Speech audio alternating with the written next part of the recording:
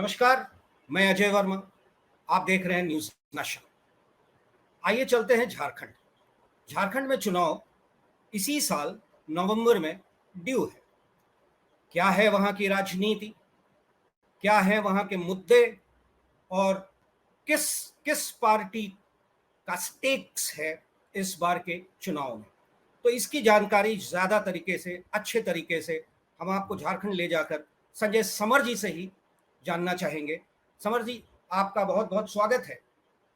जी नमस्ते अजय जी। जी संजय जी, ये झारखंड का चुनाव नवंबर 2024, 24 साल हो गए, यूथफुल झारखंड। क्या हो रहा है झारखंड में और क्या क्या मेजर मुद्दे हैं? सुनने में आया है कि हेमंत सोरेन जी की जो अभी प्रेजेंट सरकार है, वो केजरीवाल जी के लाइन पे चलने की कोशिश कर रही है। दूसरी तरफ झारखंड की जो स्थिति है वो वाकिफ है आप उससे। ना इंडस्ट्री है, ना बिजनेस डेवलपमेंट्स हैं, ना इंफ्रास्ट्रक्चरल डेवलपमेंट्स हैं, और एक तरह से जाना जाए और लोगों की नज़र में झारखंड हमेशा से निचले पायदान पे नजर आता है, जबकि इसके पास खनिज, इसके पास स्किल्स, इसके पास टैलेंट्स की कमी नहीं है। जी समर जी, आप इस पे जरा विस्तार से देखिए अजय जी, मैं बताऊं आपको कि 15 नवंबर 2000 को ये झारखंड बिहार से कटकर अलग हो गया। इसी के साथ देश का दो राज्य और बना, जिसका नाम उत्तराखंड और छत्तीसगढ़ है। उत्तराखंड और छत्तीसगढ़ धीरे धीरे करके स्टेबल हो गया, इसलिए कि वहां की राजनीतिक स्थिरता थी। यहाँ जब अलग हुआ था तो राज्य के पहले मुख्यमंत्री बने थे बाबूलाल मरांडी। उनको आधे टर्म में ही भाजपा ने उतार करके अर्जुन मुंडा को जिम्मेवारी दी। अर्जुन मुंडा जी मुख्यमंत्री बने, उसके बाद लगातार मुख्यमंत्री रहे। बीच में सरकारें आते जाते रहे। हेड शब्द में कहें तो झारखंड में जितनी भी राजनीतिक पार्टियां हैं, कमोबेश साथ मिलकर के शासन किया। शासन मतलब सरकार उन लोगों ने चलाया।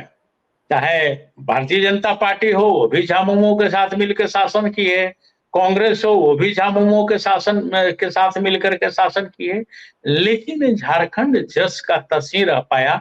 इसके पीछे कारण यहाँ के नेता, राजनेता, या जो जिसको भी कह लीजिए। छोटा उदाहरण दे, जिस 2014 का चुनाव इन लोगों ने भ्रष्टाचार बोल करके लड़ा, उसके सबसे बड़े नेता आज इन्हीं के साथ जुड़ गए। तो अभी की जो वर्तमान स्थिति पर अजय जी, जो आपने हमने बताया कि वर्तमान स्थिति क्या है, तो 2019 का विधानसभा चुनाव हुआ और भारतीय जनता पार्टी से महागठबंधन ने इसको छीन लिया। छीन करके हेमंत सोरेन यहाँ मुख्यमंत्री बने। इसलिए मुख्यमंत्री बने कि झामुमो की यहाँ 30 सीटें हैं, बाकी इनकी सहयोगी पार्टी कांग्रेस है, उसके 18 हैं, बाकी आरजेडी है, उसके 1 हैं।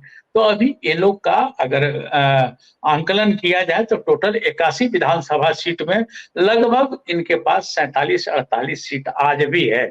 शुरू के दिनों में तो 50 सीट हुआ करता था, क्योंकि बाबूलाल मरांडी भी इन्हीं को समर्थन दिए थे। फिर बीच में बाबूलाल मरांडी की जो पार्टी है झारखंड विकास मोर्चा, वो पूरी तरह से मर्ज कर गई भारतीय जनता पार्टी में। उसमें भी 2 विधायक, एक प्रदीप यादव, एक बंधु तिर्की, इनके साथ बाबूलाल मरांडी के साथ नहीं गए। बाबूलाल मरांडी इस बार जीते हैं राजधनवार सीट से। ये सिर्फ और सिर्फ अकेले भारतीय जनता पार्टी में शामिल हो, माफ करेंगे। तो स्थितियां हैं कि इसी सरकार को सबसे पहले बाबूलाल मरांडी ने समर्थन दिया और इसी सरकार के विरुद्ध में आकर के बैठ गए हैं। रोज रोज बयानबाजी जरूर हो रही है, बयान चल रहे हैं, लेकिन हेमंत सोरेन, जो आपने कहा केजरीवाल जैसा ये काम करने के लिए हेमंत सोरेन कर रहे हैं, ऐसी बात नहीं है। अभी की जो स्थितियां हैं राष्ट्र स्तर पर अगर आप देखें तो सब लोग ये मुफ्तखोरी की ओर बढ़ रहे हैं। चाहे 80 करोड़ मुफ्त का अनाज बांटे लोग, चाहे जो करें, यहाँ भी वो चीज हो रहा है। मुफ्तखोरी से सब लोग देख रहा है, इससे देश, राज्य, समाज कमजोर होता है। जब तक जिसमें श्रम नहीं लगा, उस पैसे का या उस चीज का कीमत नहीं होती। ये हम लोग बचपन से ही पढ़े हुए हैं। तो यहाँ 200 यूनिट फ्री हो गया है। सबसे बड़ी उपलब्धि इस सरकार की ये मानी जा रही है, पुरानी पेंशन योजना। ये पुरानी पेंशन योजना इस कदर लागू ये कर रहे हैं हेमंत सोरेन, मैया योजना ये लागू कर रहे हैं। इससे स्वाभाविक सी बात है कि केंद्र सरकार पर भी असर पड़ा है। अभी हाल के दिन में अजय जी आप देख रहे होंगे कि पुरानी पेंशन योजना को लेकर मोदी जी का भी बयान आया हुआ है। ऐसे भी पेंशन एक ऐसा चीज है जो बुढ़ापे के लिए लाठी है, वर्तमान समय जैसा चल रहा है। एनीवे हम लोग यहाँ की राजनीति की बात करें तो पॉपुलेशन वाइज अगर हम देखें तो हाल के दिनों में तो बढ़कर के आदिवासियों की संख्या 35% हो गई है, लेकिन अगर हम 27% मान करके चले तो इस 27% को चाहे जिन कारणों से हेमंत सोरेन पक्का कर दिए, वो वोट इधर इनको मिलने की संभावना बहुत ज्यादा जताई जा रही है। प्लस मुसलमानों का अगर माने तो बताया जाता है 17% है, अगर 14% भी मान करके चले तो टोटल 41% वोट को इन्होंने पैक कर दिया है। कुर्मी बहुल इलाका यहाँ बहुत होता है। आप गिरिडीह संसदीय क्षेत्र देखेंगे तो पूरा कुर्मी बहुल इलाका होता है। रामगढ़ चले जाए विधानसभा देखे एक कुर्मी बहुल इलाका हो जाता है, मांडू विधानसभा कुर्मी बहुल हो जाता है, कमोबेश हजारीबाग की भी यही दशा है। खरसवां जहां से अर्जुन मुंडा जी जीतते हैं वहां भी कुर्मी बहुल इलाका है। और कुर्मियों का देश स्तर पर अभी बड़े पैमाने पर आंदोलन चला इनको ट्राइबल बनाने के लिए, अनुसूचित जाति जनजाति में शामिल करने के लिए, वो हो नहीं पाया, जिसका परिणाम अर्जुन मुंडा जी को भुगतना पड़ा। और वो नहीं हो पाने के कारण ही भारतीय जनता पार्टी से कुर्मी समाज आज के दिन में नाराज है। दूसरी तरफ अगर आप देखें तो अभी जमशेदपुर सीट से विद्युत वरण महतो जीते हैं, वो इलाका भी कुर्मी बहुल आता है क्योंकि विद्युत वरण महतो का अपना कद उतना ऊंचा था कि उनको कुर्मी जाति के लोगों ने वोट दिया है। तो यहाँ कुर्मी जाति लोग भी अभी भारतीय जनता पार्टी से नाराज चल रहे हैं। अब चुनाव के समय वो लोग क्या करेगा ये तो वक्त बताएगा, क्योंकि मतदान आते आते ही सारी स्थितियां बदलती हैं। इधर भारतीय जनता पार्टी में ज्यादातर आयातित नेतृत्व को लोगों ने उठा लिया है। उदाहरण स्वरूप बाबूलाल मरांडी को आप ले सकते हैं, उदाहरण स्वरूप चंपई सोरेन को ले सकते हैं, मधु कोड़ा को ले सकते हैं। ये वही मधु कोड़ा है जिनके बारे में भारतीय जनता पार्टी क्या क्या कहती थी सर्वविदित है। इन पर किताब भी लिख दिए थे भारतीय जनता पार्टी के एक वरिष्ठ नेता, आजकल भारतीय जनता पार्टी में वो नहीं है। तो इन सब चीजों को लेकर के आज के दिन में भारतीय जनता पार्टी यहाँ अंतर कलह से जूझ रही है। लाख लोग कहे, जो भी कहे, जैसे भी कहे, लेकिन ये स्थितियां हैं।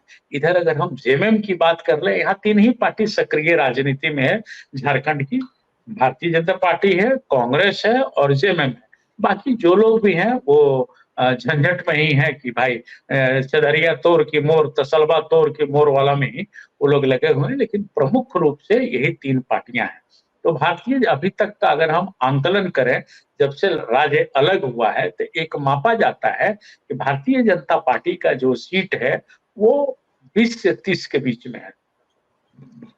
अभी तक का जो 2004 का अगर बात करें तो इनको 30 सीट आई थी, बल्कि रघुवर सरकार जो बनी थी इसमें भी इनको सहयोगियों के साथ 35-36 सीटें मिला था, लेकिन अगर देखेंगे तो वही 29 से 28, 29, 30 के बीच में ही थी।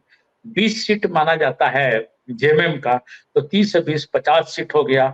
अब बाकी 31 सीट जो बचते हैं इसमें कांग्रेस है, झापा है या और जो निर्दलीय पार्टी है, आजसू है, अभी एक तो जयराम की पार्टी आई हुई है वो भी कुर्मी लोग का ही बात करते हैं, वो है। तो इस तरह से समीकरण अगर बैठता है तो सबके हिस्से की ये एक इस बार का जो चुनाव दिखाई दे रहा है, वो इस बार का जो चुनाव दे रहा है उसमें साफ दिखलाई दे रहा है कि आज के दिन में अगर चुनाव होता है तो अंतर कलह से दोनों पार्टियां जूझ रही हैं। झामुमो की बात करें तो इनके कद्दावर नेता चंपई सोरेन चले गए हैं अभी भारतीय जनता पार्टी में। उधर संथाल की बात कर ले तो इनके कद्दावर नेता लोबिन हेम्ब्रम है, वो चले गए हैं भारतीय जनता पार्टी में। तो ये भगदड़ जब शांत हो जाएगा तब हम आंकलन कर पाएंगे कि किस तरह मैंने किस ओर ऊंट करवट लेगा। लेकिन जो अभी का हिसाब जो दिखाई दे रहा है, इसमें दोनों जो पार्टियां हैं, दो पार्टियां झामुमो और बीजेपी अंतर कलह से जूझ रही है। रही बात कांग्रेस की, तो कांग्रेस के कद्दावर नेता यहाँ आलमगीर आलम माने जाते हैं, जिनका कद हुआ करता था। हालांकि उस कद को धीरे धीरे ग्रामीण विकास मंत्री इरफान अंसारी भर रहे हैं। अब देखिए कम समय में कितना दूर तक जा सकते हैं। तो कांग्रेस अभी न्यूट्रल है, शांत है और आराम से चल रही है। कुछ बयानबाजी आपस में ये लोग करते हैं, पन्ना गुप्ता वर्सेस फलाना हो जाता है, अनूप सिंह वर्सेस फलाना हो जाता है। तो राजनीति है, तो ये सब तो कुछ होगा ही, इसमें कोई शक नहीं। लेकिन अब कौन पार्टी के लोग किस तरह से कब पल्ला बदलते हैं, उम्मीदवारों की घोषणा होने के बाद ही अस्थायी बातें हो सकती है अजय जी। हालांकि अभी प्रधानमंत्री आए हुए थे, प्रधानमंत्री ने कोल्हान का सर्वे किया। कोल्हान के बारे में बता दें कि पिछला चुनाव मतलब साल 2019 का चुनाव में एक सीट भी भारतीय जनता पार्टी को नहीं मिला, एकदम खाली हो गया।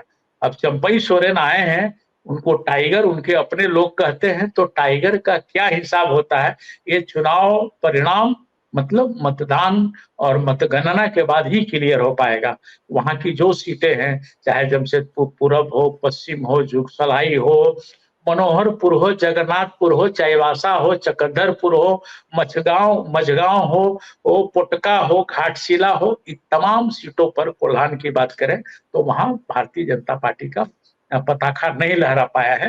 हालांकि भारतीय जनता पार्टी के कार्यकर्ता इस वक्त जोर शोर से लगे हुए हैं कि किस तरह से यहाँ हम लोग का पताखा फहराए। लेकिन ये समय बताएगा अजय जी। शहरी इलाका में भारतीय जनता पार्टी के अच्छे वोट मिले हैं, चाहे वो रांची संसदीय क्षेत्र हो, हजारीबाग संसदीय क्षेत्र हो, धनबाद संसदीय क्षेत्र हो,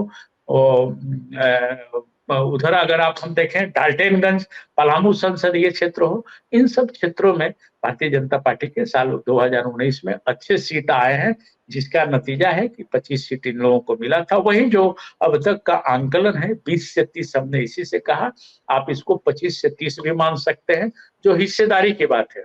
इस बार तो जेएमएम को 30 सीट आया है और जेएमएम उसी 30 पर कायम रह करके उसको बढ़ाने के फिराक में है।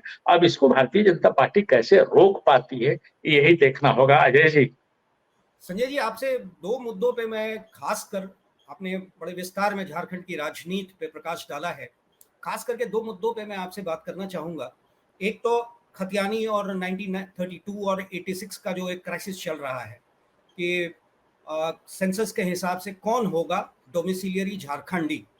दूसरा मुद्दा है कि ये झारखंड जब बना था, आपको भी याद होगा कि उसमें ब्रेन अगर कहा जाए कि हार्ट अगर शिबू सोरेन थे तो ब्रेन सूरज मंडल थे। आज सूरज मंडल कहाँ है?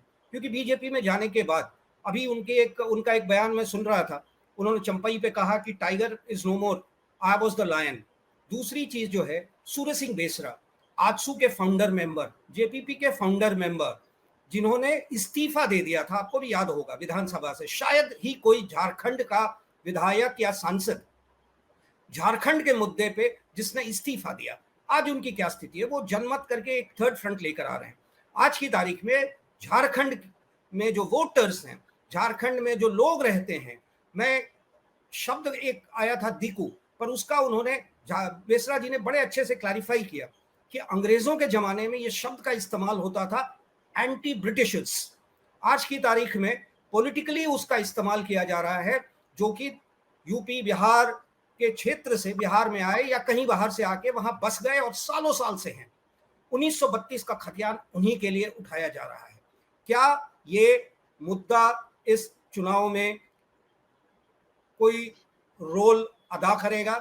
वहां के लोग जो कि ट्राइबल हो, एससी हो, बैकवर्ड्स हो, अपर हो, जो भी हो, बाहर से आए हुए, सब मिलकर वहां झारखंड के उन्नति और विकास में लगे हुए हैं। और एक चीज और मैं आपसे ये जानना चाहूंगा कि वहां का यूथ, 24 साल का ये स्टेट अभी भी यूथफुल स्टेट है, यूथ स्टेट कहा जा सकता है। वहां का युवा क्यों झारखंड छोड़कर बाहर निकल रहा है, चाहे वो आदिवासी हो या गैर आदिवासी? यानी कि वहां इंफ्रास्ट्रक्चर, एजुकेशन, एम्प्लॉयमेंट, डेवलपमेंट का कोई साधन नजर नहीं आ रहा है। जी संजय। जी, देखिए अजय जी, मैं बता दूं कि किसी भी राज्य या देश बनने में जनसंख्या और भूमि होने के साथ-साथ, कानून होने के साथ-साथ, सबसे बड़ी चीज़ होती है संप्रभुता। ये संप्रभुता केंद्र के पास होती है। अगर आप झारखंड की ही बात करें, तो जमशेदपुर बसाया गया था, वहाँ बताया गया था कि ये मिनी भारत है।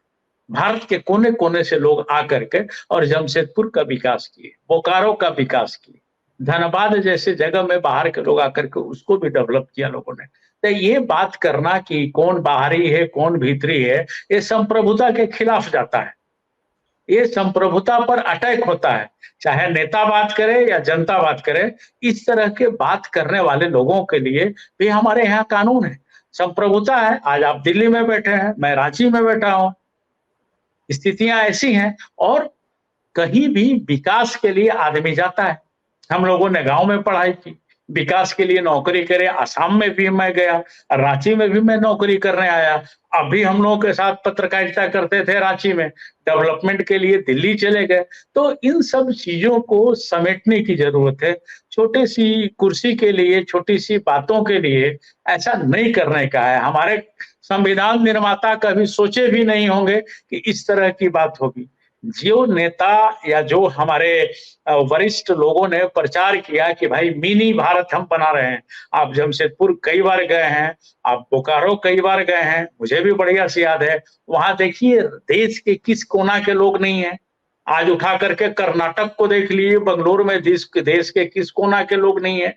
तो लोगों के आने जाने से ही डेवलपमेंट होता है, वरना फिर वो तो कुआं हो गया। कुएं में जो है दाल रोटी खा रहे हैं, दाल रोटी से ज्यादा कुछ हो नहीं रहा है। इसको एक दूसरे ढंग से हम समझाना चाहेंगे अजय जी कि हम लोग के यहाँ विवाह प्रथा है, जो एक्सचेंज सिस्टम है। उसका मतलब क्या है, आपकी संस्कृति और हमारी संस्कृति चेंज हो, बदले। मान लीजिए जो लड़कियां हमारे घर आती हैं, अगर हमारे घर दाल भात सब्जी बनता है तो सब्जी में किस तरह से बनता है वो अपने घर से ले आकर के बनाए। तो ये आना जाना विकास का प्रतीक होता है। उसको पलायन के नजरिया से नहीं देखने की जरूरत है। कहीं भी कोई भी काम करने तो जाता है। यही झारखंड के बहुत सारे लोग आसाम में बैठे हुए हैं। हम लोग जब आसाम में थे तो यही खूंटी के तिलेश्वर तांती वहां लेबर मिनिस्टर हुआ करते थे। वो लोग भी तो पलायन किए, डेवलप किए। अब रही बात अच्छी कंपनियों की, तो थैंक्स अर्जुन मुंडा को, साधुवाद अर्जुन मुंडा जी को, जिन्होंने झारखंड को जापान बनाने की कल्पना की। और तमाम कंपनियों को, चाहे वो लक्ष्मी निवास मित्तल की कंपनी हो, भारत भूषण हो, कम से कम 17-18 कंपनियों को यहाँ उतारे थे कि इसको हम लोग जापान बनाएंगे। उनकी योजना थी, लेकिन वो फेल नहीं हो पाया, क्योंकि चंद नेताओं ने जमीन देने से फाइट कर दिया कि हम लोग जमीन नहीं देंगे। भाई यहाँ की जो जमीन है अजय जी, आप भी बढ़िया से जानते हैं, 6 माह का भोजन हम लोग उत्पादन कर पाते हैं। बाकी जमीन उर्वरा है, बांझ है जिसको हम कर सकते हैं। तो बांझ जमीन पर अगर फैक्ट्री लगेगा तो उत्पादन बढ़ेगा, उत्पादन बढ़ेगा तो लोग खाएंगे पिएंगे ऐश करेंगे। आज टाटा में सिर्फ बोनस बंटता है अजय जी 300 करोड़ का। 300 करोड़ इस बार भी दिया है बोनस। तो इसके अलावा कम से कम 2000 छोटी बड़ी फैक्ट्रियां हैं। तो भाई रोजगार चाहिए। तो रोजगार के लिए अर्जुन मुंडा जी को साधुवाद हम देंगे कि उन्होंने इस चीज को इम्प्लीमेंट करना चाहा। हार्दिक इच्छा उनको थी इसको जापान बनाने की, कल्पना करने की। लेकिन वही तो जो बात आपने कहा, दिकू दिकू, तो दिकू के बारे में गुरुजी कहते थे। गुरुजी मतलब यहाँ के माननीय नेता होते हैं शिबू सोरेन जी। उनका कहना है कि जो सूद पर पैसा देते थे उनके लिए दिकू शब्द का यूज हुआ था। वो लोग सूद पर पैसा देते थे। यहाँ के लोग आज भी बहुत सीधे हैं, बहुत अच्छे हैं अजय जी। आप भी यहाँ रहे हुए हैं, आप देखते ही हैं। यहाँ के लोग कोऑपरेटिव हैं, जो यहाँ के रहने वाले हैं। बल्कि हम लोग भी कई साल से यही हैं, तो हम लोग का भी स्वभाव उसी तरह हो गया है। जिस तरह से अन्य प्रदेश के बनस्पत, यहाँ हम लोग भी उसी हिसाब से हो गए, जैसी हवा पानी है। तो यहाँ के लोग बहुत सीधे हैं, कोऑपरेटिव है। लेकिन जो यहाँ राजनेता, जो बाहरी लोग आकर के उल्टा पुल्टा बोल करके चले जा रहे हैं, जिससे असर पड़ रहा है। और वो जो आपने कहा 1932 का सर्वे खतियान, ठीक है, 1932 का सर्वे का ही इंतजाम है तो बिहार में सर्वे हो रहा है। यहाँ भी लोग सर्वे करवाए, क्या है कैसे है। अब अंग्रेजों के जमाने का कानून लागू कीजिएगा, तब यहाँ का कोई स्थानीय वैसा नहीं है जो अंग्रेजों के विचारधारा का हो और कम पढ़ा लिखा हो। वो तो शासन करते थे, वो शासन कर करके जो उन लोगों ने सिस्टम बनाया उसी को हम लोग फॉलो कर रहे हैं। उसमें विकास के लिए तो वो छोटा नागपुर टेंडेंसी एक्ट को भी चेंज करने की जरूरत है कि किस तरह से बदला जाए ताकि डेवलपमेंट हो। और बाहर भीतर की बात है, मदर टेरेसा कहाँ की थी, हमारे यहाँ की तो नहीं थी, आज हमारे लिए आदरणीय है, पूजनीय है। तो ये सब मैं आपके चैनल के माध्यम से जनता से गुजारिश भी करूंगा कि इन सब बातों में आने का नहीं है। विकास होता है, आज अलग राज्य बन गया तो देखिए बहुमंजिली इमारतें झारखंड में कितनी बन गई, आप खुद देखें। अदरवाइज 2000 में जब बना था तो आरसीसी बिल्डिंग यहाँ नहीं हुआ करता था, किराए के घर के लिए कुछ नहीं हुआ करता था, आनंद फानंद में इसको बनाया गया है। अगर सर्वे 2000 का देखेंगे तो मात्र 5 लाख लोगों को पीने का पानी उपलब्ध था, चाहे वो धुरुआ डैम हो चाहे कांके डैम हो। यही इस डैम से तो पानी का डेवलपमेंट को भी, पानी को भी देखने की जरूरत थी, लेकिन आनंद फानंद में बन गया। अब बन गया तो इसको संवार के रखने का है, न कि बाहरी भीतरी करने का है। हमें जो लग रहा है बाहर से जो लोग भी आए अच्छा किए, अच्छा काम किए, ऐसा नहीं कि नहीं किए हैं। रही बात शोषण की, तो शोषण वोषण कोई नहीं करता है। 100 आदमी में एक आध आदमी वैसे निकल पाते हैं, जैसे आप भी परिवार वाले हैं, हम भी परिवार वाले हैं। अपना कोई एगो चचेरा भाई मौसेरा भाई बदमाश निकल जाता है, वो शोषण करता है। तो ऐसी बात नहीं, जो शोषण करते हैं लिए उसके लिए कानून है, उस कानून को सख्ती से पालन करने करवाने की जरूरत है। सत्ता आपके साथ है, शासन आपके साथ है, कानून है तो व्यवसायी है, व्यवसायी है तो कानून है। ये सब जनता को देख करके चलने का बात है। बाहर भीतर क्या होता है, अडानी अंबानी बिरला थोड़े ना पूछ पूछ करके फैक्ट्री लगाए थे। टाटा यहाँ बाहर के थे, जमशेद जी, टाटा जी, नरवानी बाहर, यहाँ के तो नहीं थे। लेकिन आज भी अब मुझे जहां तक याद है कि 1925 में टाटा की स्थापना हुई थी। उस वक्त साक्षी एक छोटा सा मोहल्ला हुआ करता था, अजय जी आप भी पढ़े होंगे। लेकिन आज वो टाटा कितना बड़ा हो गया है, आज उस टाटा से कितना रोजगार उपलब्ध हो गया है, उसको देखने की जरूरत है, न कि भीतरी बाहरी को देखने की जरूरत है। अजय जी। हाँ संजय जी, बहुत अच्छा लगा। और आपने जिस तरीके से झारखंड की पूरा पिक्चर हमारे व्यूअर्स के सामने रखा है, और आने वाले पॉलिटिक्स इलेक्शंस की बात मैं कर रहा हूँ, उसके संदर्भ में जो बातें हमारे साथ आपकी हुई, उसके लिए बहुत बहुत धन्यवाद। हम आपसे जुड़ते रहेंगे, और अपने व्यूअर्स को कहना है कि हम इस तरह के और भी प्रोग्राम्स लेकर, शोज लेकर झारखंड बिहार पे आपके पास हर दिन आएंगे। हमें देखना। नमस्कार। और आप हमसे जुड़े रहने के लिए सब्सक्राइब करें YouTube पर, फॉलो करें ट्विटर पर और लाइक करें Facebook पर। और ज्यादा जानकारी के लिए आपको टाइप करना होगा सिर्फ न्यूज़ नशा।